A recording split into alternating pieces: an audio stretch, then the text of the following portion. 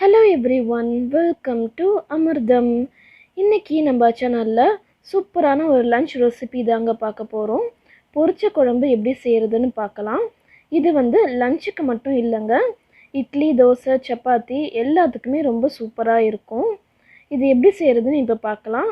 பார்க்கறதுக்கு முன்னாடி நீங்கள் இன்னும் அமிர்தம் ஃபேமிலியில் ஜாயின் பண்ணனா சப்ஸ்கிரைப் பட்டன் ப்ரெஸ் பண்ணி ஜாயின் பண்ணிக்கோங்க. பக்கத்தில் இருக்கிற பெல் ஐக்கான் கிளிக் பண்ணிக்கோங்க.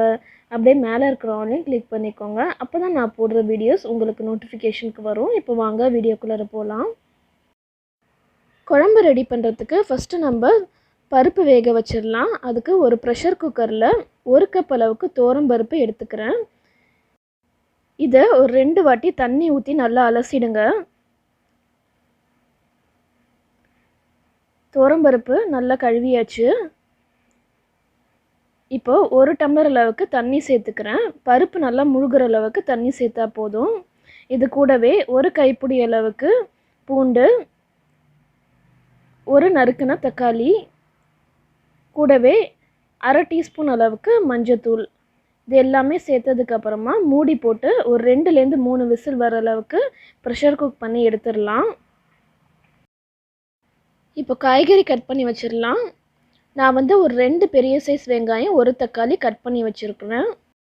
குழம்புக்கு இன்றைக்கி முருங்கைக்காவும் உருளைக்கிழங்கும் நான் சேர்க்க போகிறேங்க.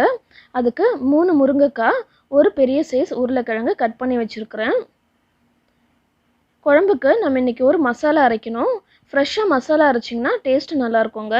இதுக்கு 2 பட்டை மிளகா, 1 ஸ்பூன் அளவுக்கு மல்லி, 1 ஸ்பூன் அளவுக்கு ஜீரகம், 1 டீஸ்பூன் அளவுக்கு மிளகு, கடைசியாக 1 டீஸ்பூன் அளவுக்கு வெந்தயம். இது எல்லாத்தையும் நல்லா வாசனை வர அளவுக்கு நல்லா வறுத்து எடுத்துடலாம். ஸ்பைசஸ் எல்லாம் நல்லா வறுபட்டுருச்சு. இதை கம்ப்ளீட்டாக ஆற விட்டுருங்க. ஆறினதுக்கப்புறமா மிக்சர் ஜாருக்கு மாற்றிட்டு நல்லா ஒரு ஃபைன் பவுடராக அரைச்சி எடுத்துடலாம். இந்த பொரிச்ச குழம்புக்கு ஹைலைட்டே இந்த மசாலா தாங்க. அதனால் கண்டிப்பாக ஃப்ரெஷ்ஷாக மசாலா அரைச்சி யூஸ் பண்ணுங்கள். குழம்பு ரொம்ப சூப்பராக இருக்கும். இப்போ பவுடர் அரைச்சாச்சு. பாருங்கள், இந்த மாதிரி இருக்கணும் நமக்கு மசாலா பவுடர். இதை ஒரு கிண்ணத்துக்கு மாற்றி தனியாக எடுத்து வச்சிடுறேன். இப்போ இதே மிக்சர் ஜாரில் ஒரு 10 பீஸ் அளவுக்கு தேங்காய், 1 ஸ்பூன் அளவுக்கு சோம்பு சேர்த்து கொஞ்சமாக தண்ணி விட்டு நல்லா மைய அரைச்சி எடுத்துடலாம். தேங்காய் பேஸ்ட் நம்ம குழம்புக்கு கடைசியாக சேர்க்குறது. இப்போ தேங்காய் பேஸ்ட்டும் ரெடி ஆகிடுச்சு. எல்லாமே நம்ம இப்போ ரெடி பண்ணியாச்சு. இப்போ நம்ம குழம்பு ரெடி பண்ணிடலாம். அதுக்கு வானல் சூடு பண்ணிக்கோங்க. வானல் சூடானதும் 2 கரண்டி அளவுக்கு நல்லெண்ணெய் சேர்த்துக்கலாம். இந்த குழம்புக்கு நல்லெண்ணெய் சேர்த்து செஞ்சிங்கன்னா டேஸ்ட்டு ரொம்ப சூப்பராக இருக்குங்க. அதுவும் இல்லாமல் ஹெல்த்துக்கும் ரொம்ப நல்லது. எண்ணெய் நல்லா சூடாகட்டும். சூடானதும் 1 டீஸ்பூன் அளவுக்கு கடுகு, உளுத்தம்பருப்பு சேர்த்து பொரிய விட்டுடலாம். பொரிஞ்சதும் கொஞ்சமாக பெருங்காயத்தூள் சேர்த்துக்கிறேன். இது கூடவே 1 டீஸ்பூன் அளவுக்கு ஜீரகம் சேர்த்துக்கலாம். இப்போ நம்ம நறுக்கி வச்சிருக்கிற வெங்காயம் சேர்த்து நல்லா வதக்கி விட்டுடலாம். குழம்புக்கு நீங்கள் சின்ன வெங்காயமும் யூஸ் பண்ணலாங்க. அதுவும் நல்லா டேஸ்ட்டு கொடுக்கும். இப்போ வெங்காயம் சீக்கிரம் வதங்கணுன்னா கொஞ்சமாக உப்பு சேர்த்து வதக்கிக்கோங்க. சீக்கிரம் வதங்கிடும். இப்போ இது கூடவே கட் பண்ணி வச்சுருக்கிற 1 தக்காளி சேர்த்து நல்லா வதக்கி விட்டுடுறேன். நாம் இன்றைக்கி மசாலா பவுடர் அரைச்சதுனால இதில் பச்சை மிளகா காரம்லாம் வேணாங்க. ஸ்பைசஸ் மட்டும் கடைசியாக கொஞ்சமாக சேர்த்துக்கலாம்.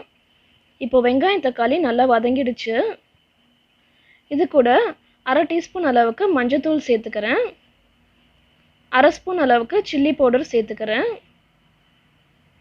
அப்புறம் இதுக்கு தேவையான அளவுக்கு உப்பு சேர்த்துக்கலாம்.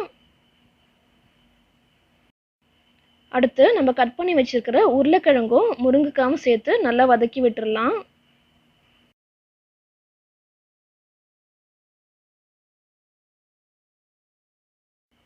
இப்போ எல்லாம் கலந்தாச்சு. இப்போ நம்ம வேக வச்சுருந்தோம் இல்லையா பருப்பு, அதை இந்த காய்கறி கூட சேர்த்துடலாம். பருப்பு சேர்க்கறதுக்கு முன்னாடி ஒரு கரண்டி வச்சோ இல்லை மத்துலையோ லைட்டாக கிண்டி விட்டுருங்க. பருப்பு ஒன்று பாதியமாக இருந்தால் நல்லா இருக்காது. நல்லா வந்து குழைய இருக்கணும். அப்போ தான் குழம்புக்கு நல்லாயிருக்கும். இது கூட நம்ம அரைச்சி வச்சுருந்த மசாலா பவுடரும் சேர்த்துடலாம். சேர்த்துட்டு நல்லா கலந்து விட்டுருங்க. பொரிச்ச குழம்புக்கு அந்த டேஸ்ட் கொடுக்குறதே இந்த மசாலா பவுடர் தாங்க. இதை வந்து ஃப்ரெஷ்ஷாக அரைச்சி யூஸ் பண்ணுங்கள், ரொம்ப டேஸ்ட்டாக இருக்கும். இப்போ காய்கறி வேகிறதுக்கு ஒரு 10 நிமிஷம் மூடி போட்டு வேக விட்டுருங்க. இப்போ ஓப்பன் பண்ணி பார்த்துடலாம். எண்ணெய்லாம் பிரிஞ்சு குழம்பு நமக்கு பர்ஃபெக்டாக ரெடி ஆகிடுச்சு. காய்கறியும் வெந்துருச்சு. இந்த ஸ்டேஜில் ஃபைனலாக நம்ம தேங்காய் பேஸ்ட் அரைச்சோம் இல்லையா, அதை சேர்த்துடலாம். இது கூட கொஞ்சமாக தண்ணியும் சேர்த்து ஒரு 5 நிமிஷம் வரைக்கும் நம்ம வேக விட்டால் போதும். நல்லா கலந்து விட்டுருங்க. இப்போ பாருங்கள், பர்ஃபெக்டான பொரிச்ச குழம்பு நமக்கு சூப்பராக ரெடி ஆகிடுச்சு. இப்போ நம்ம கொத்தமல்லி தழை தூவி இறக்கிடலாம். பொரிச்ச குழம்புக்கு எப்பயுமே உருளைக்கிழங்கு, முருங்கைக்காய், கத்திரிக்காய் இந்த மாதிரி காய்கறி யூஸ் பண்ணுங்கள். குழம்பு ரொம்ப டேஸ்ட்டாக இருக்கும். இந்த குழம்பு ரெசிபி நீங்களும் உங்கள் வீட்டில் ட்ரை பண்ணி பாருங்கள். அடுத்த ஒரு நல்ல வீடியோவில் நான் உங்களை மீட் பண்ணுறேன். இந்த ரெசிபி உங்களுக்கு பிடிச்சதுன்னா லைக் பண்ணுங்கள். உங்கள் ஃப்ரெண்ட்ஸ் அண்ட் ஃபேமிலி கூட தவறாமல் ஷேர் பண்ணுங்கள். நம்ம வீடியோ பார்த்த மக்கள்ஸ் எல்லோரும் மறக்காமல் நம்ம சேனல் சப்ஸ்கிரைப் பண்ணிடுங்க. தேங்க்ஸ் ஃபார் வாட்சிங் அண்ட் கீப் வாட்சிங். பாய்.